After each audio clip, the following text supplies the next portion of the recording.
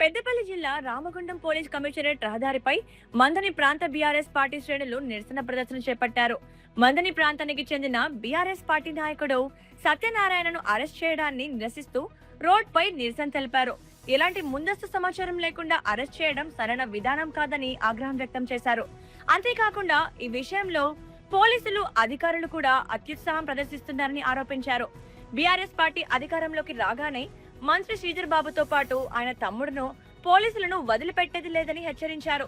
పోలీసులను అడ్డుపెట్టుకుని మందని నియోజకవర్గంలో శ్రీధర్ బాబు అరాచకాలు సృష్టిస్తున్నారని అన్నారు.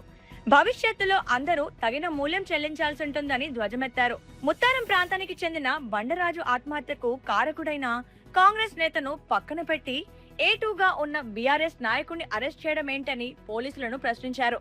ఈ విషయంలో పోలీస్ కమిషనర్ను కలిసి అన్ని విషయాలు ఆయన దృష్టికి తీసుకువెళ్తామని పేర్కొన్నారు. పుట్ట మధు వెంట రామగుండం మాజీ ఎమ్మెల్యే కోరుకంటి చందర్ బీఆర్ఎస్ నాయకులున్నారు.